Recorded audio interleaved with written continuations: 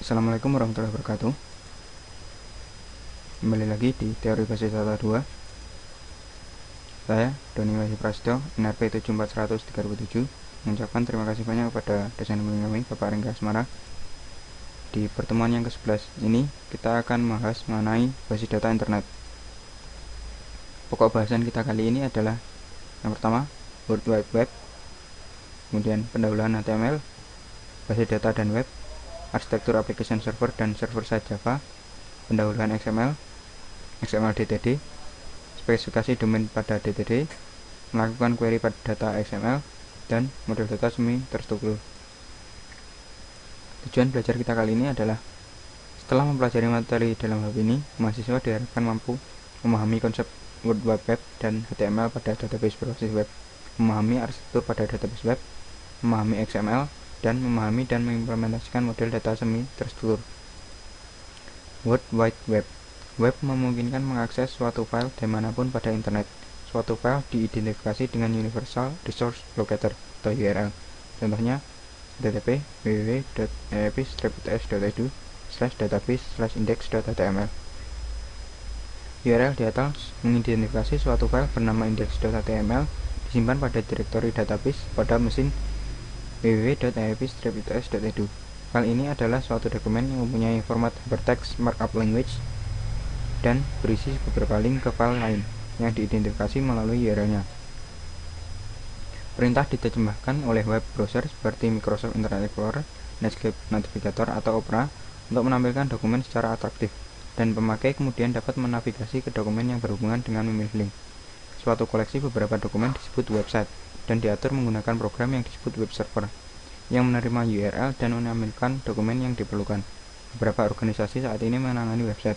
World Wide Web atau web adalah kumpulan website yang dapat diakses di internet. HTML menghubungkan isi URL yang mengidentifikasi tempat yang berisi file yang berhubungan. Jika seorang pemakai mengklik pada suatu link, web browser menghubungkan ke web server tujuan menggunakan protokol koneksi HTTP dan mengirim link URL. Jika browser menerima file dari web server, akan diperiksa tipe file dengan melihat ekstensi dari nama file. Web browser menampilkan file berdasarkan tipe file, dan jika perlu memanggil program aplikasi untuk menangani file.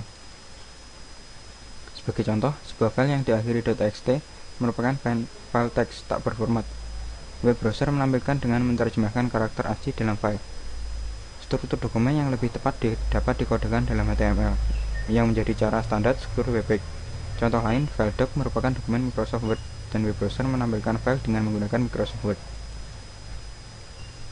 Hypertext Markup Language atau HTML. Hypertext Markup Language merupakan bahasa pemrograman berbentuk script yang sederhana.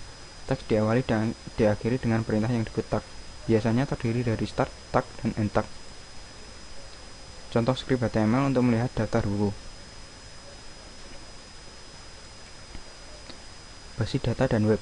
Halaman web berisi hasil dari query database. Untuk membangkitkan halaman web dilakukan hal-hal sebagai berikut. Web server membuat proses baru dari program yang berinteraksi dengan basis data. Web server berkomunikasi dengan program tersebut melalui CGI atau Common Gateway Interface. Program membangkitkan halaman hasil dengan isinya berasal dari basis data. Protokol lain selain CGI adalah ISAPI, Microsoft Internet Server API, atau NSAPI, Netscape Server API. Arsitektur application server dan server-side Java. Pada CGI, setiap halaman merupakan hasil pembuatan sebuah proses baru, sehingga sangat tidak efisien.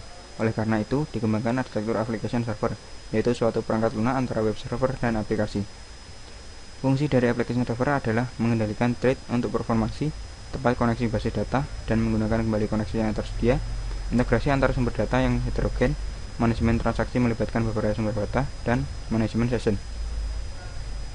Pemrosesan pada sisi server dapat menggunakan Java Servlet atau program Java yang berjalan pada server dan berinteraksi dengan server melalui API yang didefinisikan dengan baik, atau well-defined Java Bean, yaitu komponen perangkat lunak yang dapat digunakan kembali, reusable, yang ditulis dalam bahasa pemrograman Java, Java Server Page, dan Active Server Page, yaitu kode yang berada di dalam halaman web yang diterjemahkan oleh web server. Pendahuluan XML. Extensible HTML atau XML merupakan bahasa script versi lanjutan dari HTML. XML merupakan penggabungan dari HTML dan HTML, di mana kekuatan HTML digabungkan dengan kesederhanaan HTML. XML menggunakan definisi markup language baru yang disebut Document Type Declaration atau DTD. Elemen yang terdapat pada XML meliputi blok utama yang dibangun secara terstruktur dengan XML, tag mulai, start tag, dan akhir end tag harus secara tepat berulang. Elemen pada XML dapat mempunyai atribut yang merupakan informasi tambahan mengenai elemen tersebut. Entity pada XML serupa dengan makro yang berupa teks biasa. Pada XML juga tersedia perintah untuk komentar, dan elemen yang terpenting adalah Document Type Declaration atau DTD. Contoh skrip XML untuk melihat daftar buku adalah sebagai berikut.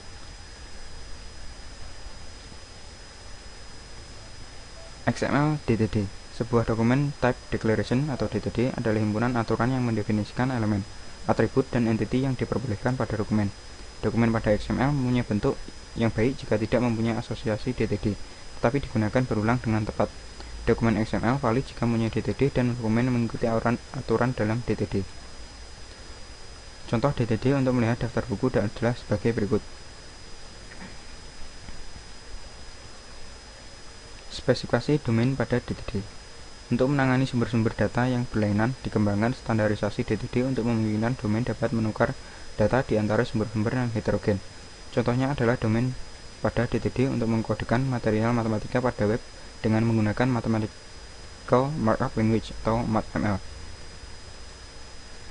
Perbedaan HTML dengan MathML dapat dilihat pada persamaan matematika di bawah ini.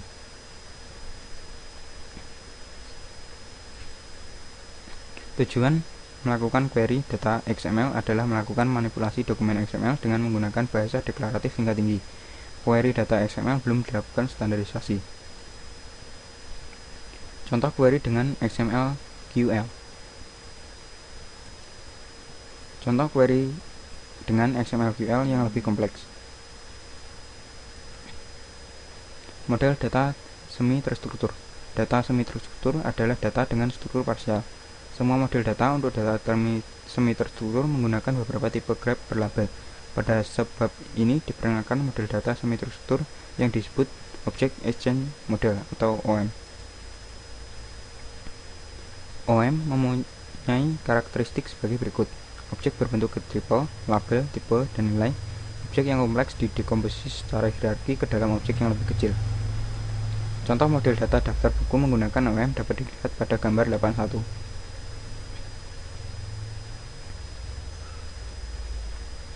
Ringkasan dari bab ini, file pada World Wide Web diidentifikasi melalui Universal Resource Locator atau URL. Web browser membawa URL ke tempat yang berisi file dan bertanya pada web server pada tempat tersebut untuk file yang dimaksud. Jika kemudian menampilkan file yang tepat, membawa ke tipe file dan instruksi terformat. Browser memanggil program aplikasi untuk menangani tipe file tersebut. Misalnya memanggil Microsoft Word untuk menangani dokumen Word. HTML adalah markup language yang sederhana yang digunakan untuk menggambarkan dokumen. Program Java, audio, dan video dapat disertakan dalam dokumen HTML. Data yang diakses melalui web disimpan dalam DBMS. Web server dapat mengakses data dalam DBMS untuk membentuk halaman yang diminta oleh web browser. Web server terkadang harus mengeksekusi program pada tempat secara berurutan untuk memenuhi permintaan dari web browser. Contohnya, kita dapat mengakses data dalam DBMS.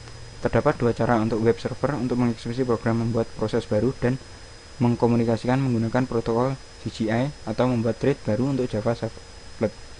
Pendekatan kedua menghindari banyaknya pembentukan proses baru untuk setiap permintaan. Application server mengatur beberapa thread dan menyediakan fungsi lain untuk memfasilitasi eksekusi program pada web server.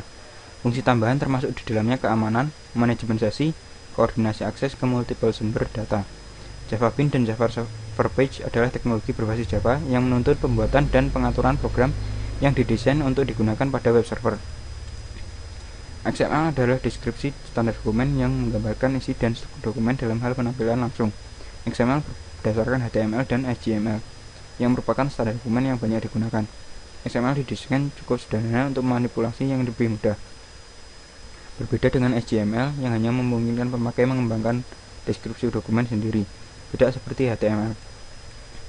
Secara khusus, DTD adalah deskripsi dokumen yang independen dari isi dokumen. Seperti halnya skema basis data relasional yang merupakan deskripsi basis data yang independen dari instan basis data aktual. Dokumen XML mempunyai struktur yang lebih baik daripada basis data relasional yang disebut semi-struktur. Baiklah, selanjutnya kita akan membahas latihan-latihan soal dari teori bab ke-11. Langsung saja kita masuk ke soal yang pertama. Definisikan arti dan gambaran penggunaan HTML. HTML adalah bahasa pemrograman berbentuk script yang sederhana, biasanya terdiri dari start tag dan end tag. B. URL merupakan link yang berisi suatu file. C. CGI adalah program yang digunakan oleh web server untuk membangkitkan halaman web. D. Pemrosesan server side, yakni suatu perangkat lunak antara web server dan aplikasi.